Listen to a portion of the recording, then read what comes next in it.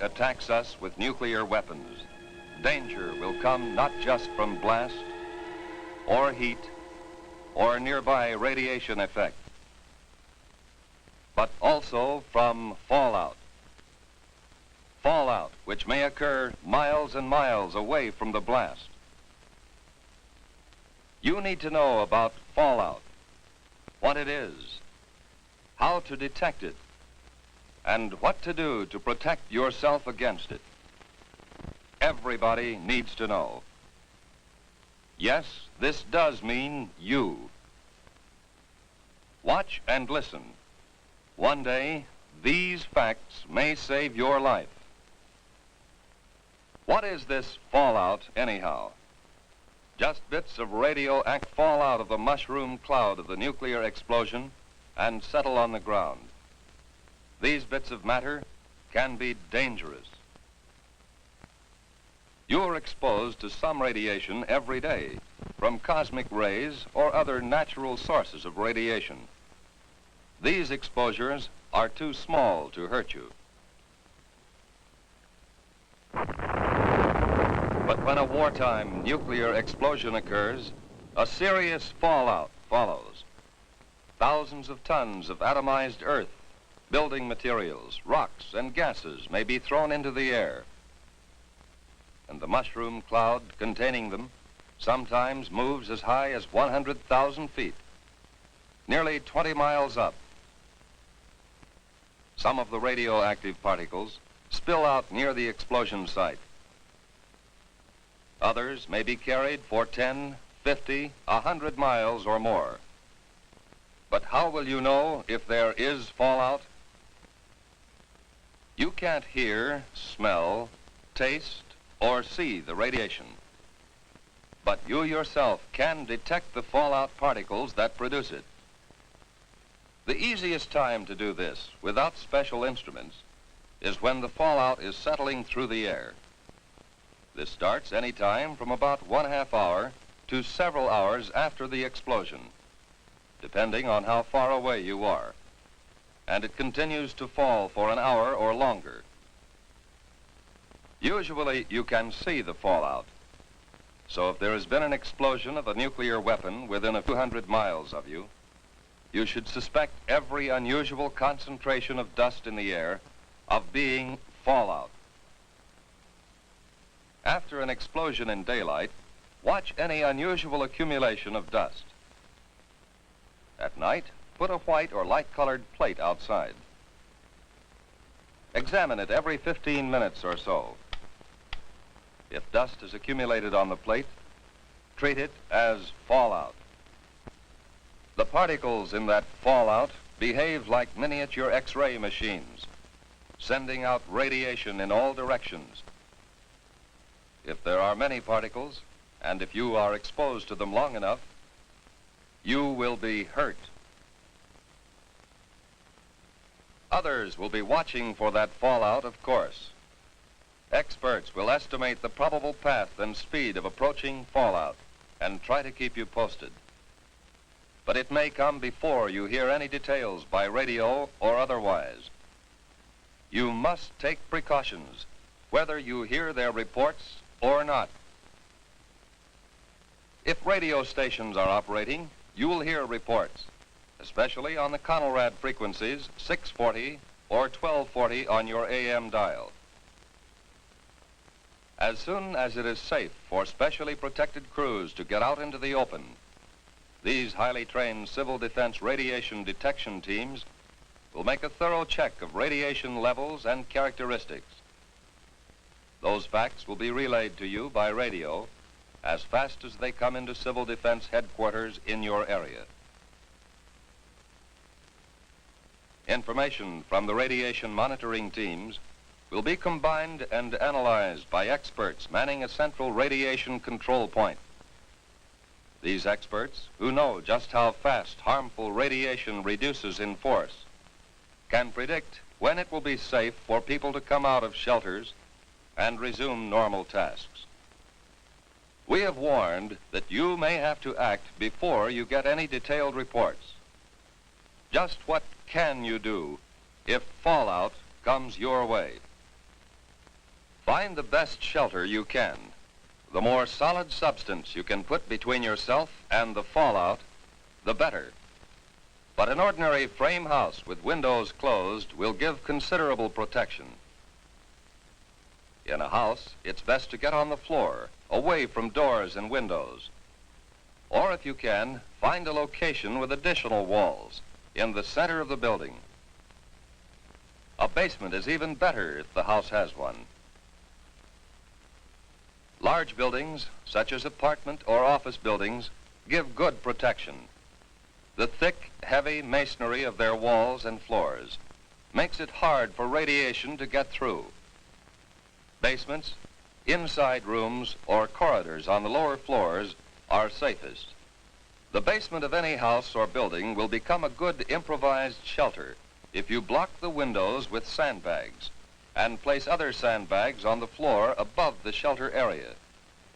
If you don't have sandbags, thick, solid layers of books, magazines or newspapers, or even a series of file cabinets standing close to each other can cut the radiation danger.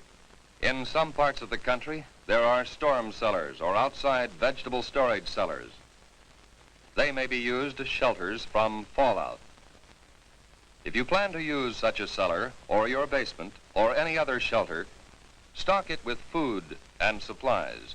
To equip and supply your shelter area, you need some of the same things you might take on a vacation camping trip. First, sleeping equipment to fit your shelter area. Folding cots or sleeping bags and blankets.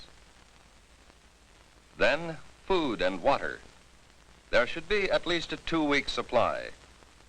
You'll want plenty of fruit juices and lots of your family's favorite canned foods. The drinking water supply should be rotated often to be sure it's fresh. And don't forget such basic needs as sugar, salt, pepper, and other seasoning that your family ordinarily uses. Now, some equipment. A radio is very important. It should be a battery portable with spare batteries. A transistorized radio is best, as the batteries last longer. Next, you need light in the form of flashlights and a battery-operated lantern. Then, a good first aid kit. Now, plates, cups, silverware. A can opener and a bottle opener are important.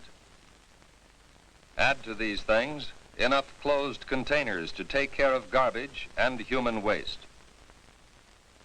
Especially if there will be children in the shelter, include some books and magazines, paper and pencils, maybe 1 or 2 small, simple games. The best protection of all is the special shelter built according to specifications of your local civil defense organization. This has an air filter to allow ventilation, but keep dust out, and it has at least 3 feet of earth over it. It would be a good idea to go right now to your local civil defense office to secure plans for the type of shelter you want, and then to get busy on construction. Plans are simple, using standard materials, so maybe you can do the job yourself. But all this special shelter talk won't help very much if you are caught way out on the open road. If that happens, keep driving until you see a building, which may be a house or barn, church or school. Drive as close to the building as you can. Then get yourself and your family out of the car and take cover in the building. If you live on a farm and have sufficient warning, get your animals under cover and give them enough food and water to last several days. And if you can, cover any piles of hay or harvested crops that may be outside. If the explosion has been some miles away, you will have time to fill tubs and other containers with water before fallout arrives. All locations where outside dust does not penetrate will be safe storage points for water. Whatever kind of shelter you find, settle down and make the best of it. If there are others with you, help them by being as calm as you can, and don't be discouraged.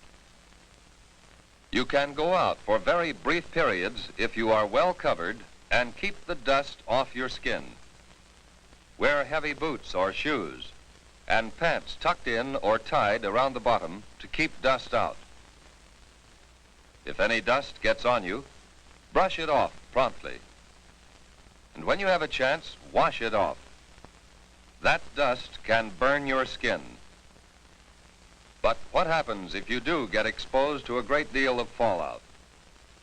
Food or water has been contaminated by the dust, internal damage may occur. When dust has been left on skin, there will be skin burns. When you have been near dust too long, there may be radiation sickness. Exposure can even cause death. If you have had considerable exposure, you will vomit and grow weak. But after a few hours, this sensation will pass, and by the next day, you may have had the last of it. Even if you have been exposed to excessive fallout, you may eat and drink just as you normally would, but don't force yourself. Whether you have had these symptoms or not, if civil defense radio announcements have said that radiation has been high in your section, keep an eye on your condition for the next few days. Watch especially for these developments in the 2 weeks following exposure. Return of nausea, sore throat, bruise spots developing without any known reason, loss of hair. These conditions, or nosebleed, or diarrhea, should be reported to a doctor or to the nearest first aid station set up under civil defense plans. Unless civil defense teams have warned that your area is still dangerously radioactive, you can get out and work to help yourself and help others. Although fallout can be deadly, your chances of avoiding damage from it are much better if you follow the directions we have given you.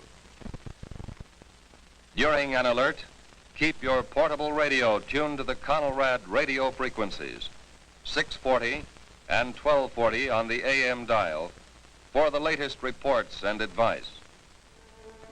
Right now, today, before there is an alert, take time to learn the Civil Defense 5 steps to safety. Learn warning signals and what they mean. Learn your community plan for emergency action. Learn protection from radioactive fallout. Learn first aid and home emergency preparedness steps. And learn how to use Conelrad 640 or 1240 on the AM dial for official directions.